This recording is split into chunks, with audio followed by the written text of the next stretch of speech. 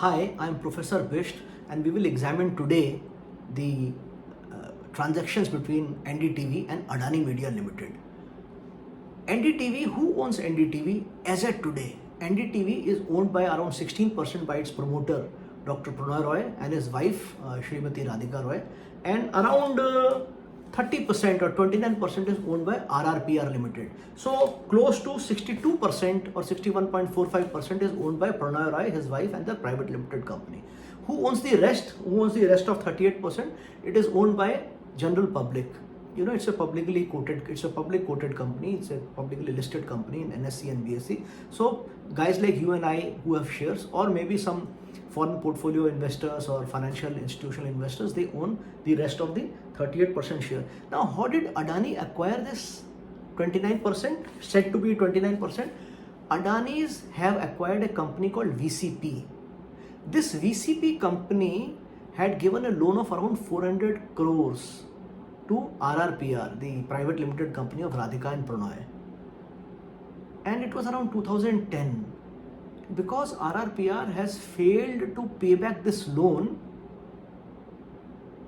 VCPL has converted this loan into equity. Is it illegal? No, it is not illegal. Is it hostile? It can't be called a hostile because this was a clause in the loan agreement. So when many public listed companies go to banks like State Bank and they pledge their shares, they say, okay, if they are not able to pay the loan, so these loans, these shares which are pledged, they go to State Bank of India. State Bank can sell them or own them or whatever it wants to do. So it's not really a hostile takeover. If it were a hostile takeover, then a scenario is slightly different. If somebody wants to do a creeping acquisition, somebody slowly starts to acquire shares over a period of time, this is what is called a systematic hostile takeover. But none of this has happened here. It may not be palatable takeover, but this was something which was not unexpected because this is a clause in the loan agreement. Okay. Now, how do we prevent Adanis, those who want to prevent Adanis from taking over NDTV Limited? First of all, you have to understand, contrary to the popular belief, NDTV Limited is not a loss-making company. It is not a loss-making company. In the last year's, in the financial year of 21-22, I think on a turnover of around 270 crore, it made a profit of close to 60 crore. Net profit, not gross profit. Net profit of 60 crore. So NDTV is not a loss-making company. Okay. So as principal shareholders of NDTV, Prannoy Roy, Radhika Roy, they must have been paid dividends, or they own a asset which is not a loss-making asset. This is what I want to say. Okay. Second thing is, if you don't want Adanis to take complete control of the company, the shareholders should not sell the shares. All those public shareholding, which is 38%, people should not sell.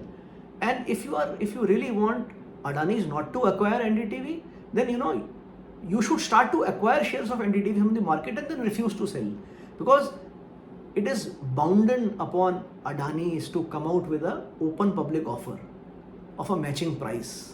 Okay. So I wanted to clarify, this is not a hostile takeover or a hostile bid as it is being made. That is number one. Number two, NDTV's promoters Radhika Roy and Prannoy Roy knew all the time that they have signed an agreement wherein they have said that the debt of 400 plus crore will be converted to equity. So it is not a case which generally some sections of the media are trying to build, that, oh, there is a guy who has come and he's trying to make a hostile bid for NDTV. Thank you very much.